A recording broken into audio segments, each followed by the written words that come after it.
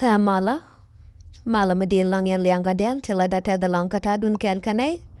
an lar trikalar pai tuop nay kono pan skechanga pan chikwar sa Sudan and di nisal peke meya di tejian ka sa Sudan tejian chawin misali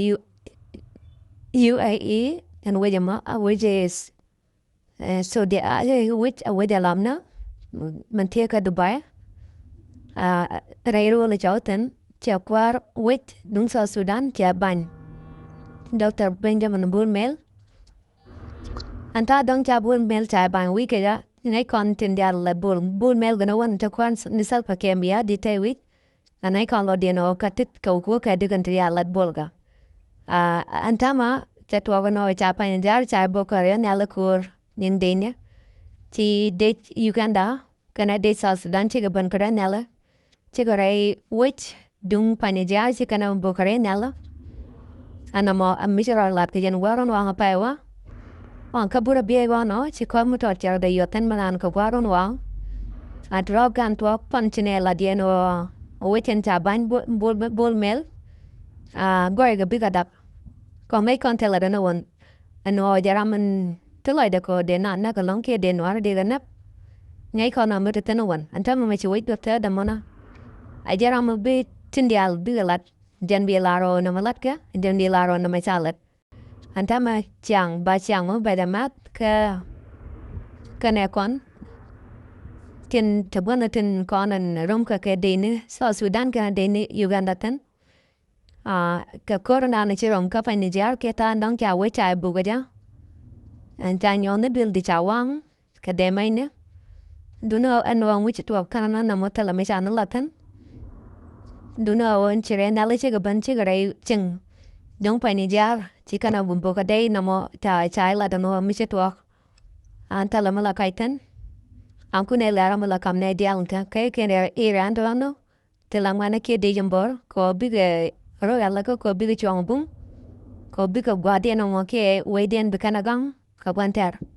ko mai kon anta ma an kuma sa Sudan eden cha bantar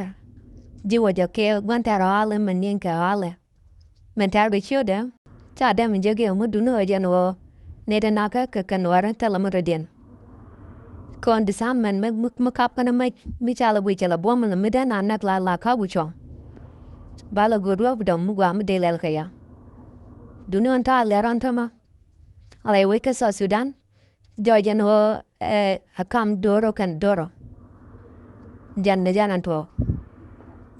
chana takel kaji Panyijiar Unity State ko bika bom rainen te bai te tanda bukan pal boka ki kwar ni doctor ek katandan te dulie na gaja kan ni kwar dial ko den ete lan mal ga de ga malet ka ki de ko de ga bra dulien kanama ko ka bandiarar ge ki jano da te tu ga rodien hato wana ga te jine ga la dia pana no te ga ti doctor e ma char kalat pin no de la lat ko da ko barar dulien ga ajan chai ala kan o de jalon du no te ga de ti ko pin e ba ik la lat kan na barar dulien an to de kon latan ba ko dang de ka rodian lut ko de ne to de ga barar wa da nan jaga yenten katijen terene kana to waj kan jan gwarun wanga chuwa amije ramuka ro mat kay jan bon ma goro bro mat kay jan bon ma